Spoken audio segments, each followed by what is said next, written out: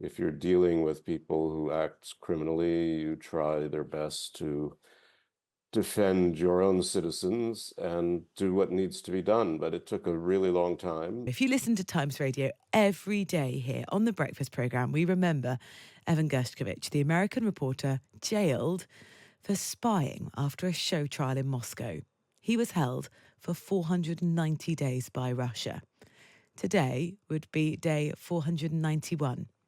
Half an hour ago, he landed in Maryland, along with the former US Marine Paul Whelan and the Russian-American journalist Alexi Navali.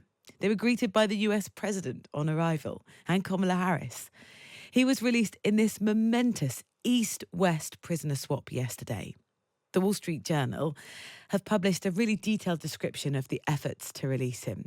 The paper's editor said it was a joyous day, praised Gershkovich's strength, composure, incredibly his sense of humour as well during his year and 4 months in captivity.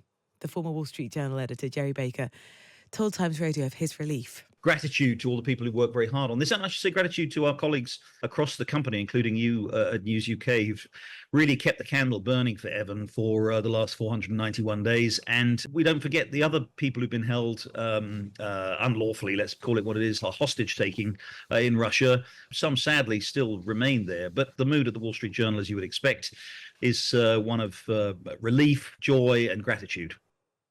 Well, Stephen Erlanger is the New York Times chief diplomatic correspondent who's here. Stephen, I mean, what a momentous morning. Well, it is a wonderful morning, particularly for the families, for the people involved. Don't forget poor Paul Whelan, who's been in jail longer than ever just because he went to a wedding. This is hostage taking. Jerry Baker's quite right. This is very cynical. This is Vladimir Putin doing what Iran does also, what North Korea has done. You grab innocent people and hope to trade them for your spies who've been convicted in other countries of doing dastardly things. And the two keys to this exchange, which involved, 7 planes and quite a lot of negotiation, were the German Chancellor Olaf Scholz, who agreed to, probably against German constitutional law, to release a convicted murderer, Russian hitman, that Putin wanted back, and the Slovenians, who agreed to release 2 Russian sleeper spies. And that's what kind of did the deal. So it was a very cynical trade. It was bargaining for human lives, a bit like a slave auction, but it's come out happily.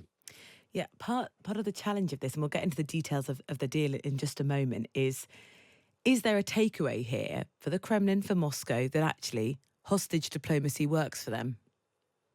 Well, it's been working for them for a long time, and it works for Iran. Iran did a deal with Belgium not very long ago. President Biden, just a few minutes ago, when he greeted the plane bringing the Americans to Maryland, said part of his job was to get innocent people back home. And he said that's just the way of the world. And so in the end, realpolitik works. If you're dealing with people who act criminally, you try their best to defend your own citizens and do what needs to be done. But it took a really long time. And you're so right to praise Evan Gershkovich, who has lots of friends here, lots of places, and his parents, who were very instrumental, who understood the Russian logic also, and also the Biden people who kept pushing, and the Wall Street Journal, which kept pushing, and colleagues. I mean, we were all wearing Free Evan buttons for a long time. And it's an outrage, but I'm very happy he seems to have come out of it with his humor intact and his brain intact. I was also very happy to see Vladimir Kara-Murza come out, who won a Pulitzer Prize last year for his columns in the Washington Post written from detention. He, again, more of a Russian protester, unlike Evan, but he was also released in this group. So in general, good news. Can you sort of take us behind the scenes? Because this morning and what's happened in the last hour or so is the culmination of months of very detailed, complex, tense negotiating.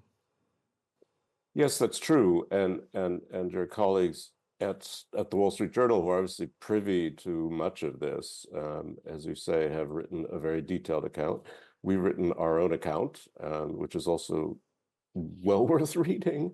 But I mean, in the end, the breakthrough came when it was very clear that the key in Putin's head was the release of Vadim Krasikov, who was a Russian hitman who came to Germany in 2019 and shot dead in cold blood a Chechen dissident in the Berlin Tiergarten.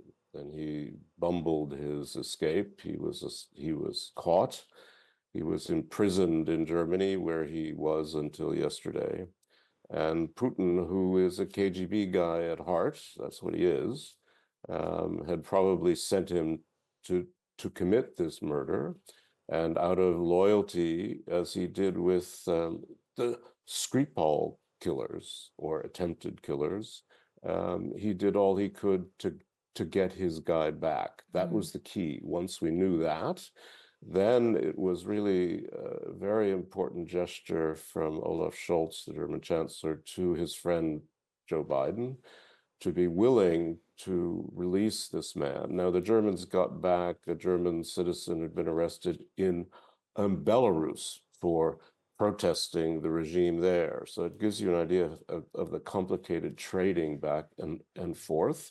But Biden apparently, even as he was ill with COVID and just before he announced he wasn't going to run for the presidency again, made a last call to the Slovenes, who finally agreed to release the sleeper spies they had captured. So again, this was good for the KGB, and this was the trick, I think, that made this deal possible. Yeah, I think Biden made that phone call just an hour before he announced that he wouldn't be standing for the US presidential nominee again. So working in an extremely tense, stressful moment. Some of the other details that we're learning, Stephen, you know, a lot of this was done not online. It was kind of handwritten notes, hand delivered, to make sure there was no digital footprint left of some of the negotiations that were taking place.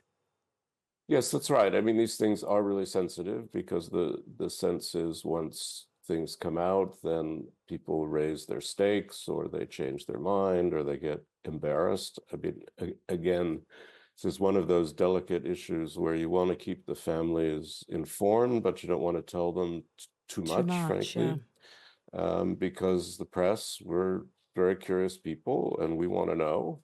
And we're not so good at being told, no, for the good of everybody, you should not print these things. So it was really a very important exercise in communications control, which as a journalist, I actually kind of respect in this case.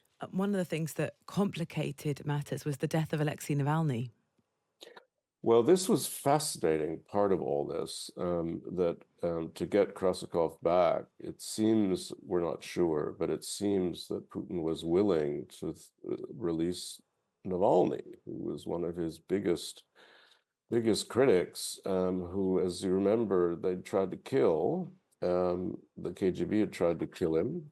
And he was brought to Germany. The Germans saved his life, and then he decided to go back to protest some more, and got arrested, as many people expected. And he did it in, you know, he was a very devout Orthodox Christian, and I think for Navalny it was a sort of martyrdom. But Russia has a history of exiling dissidents. And that's what it was willing to do. But it seemed that Navalny died just before that was about to happen. So it threw everything back into the mix. But this was one of those key moments. Navalny's wife, who's in Berlin, was at the Munich Security Conference hoping to get good news about the transfer when she found out that her husband had just been found dead. Now, whether he was killed or whether he just died of natural causes, I don't think we'll ever find out. Thank you so much for your time, Stephen.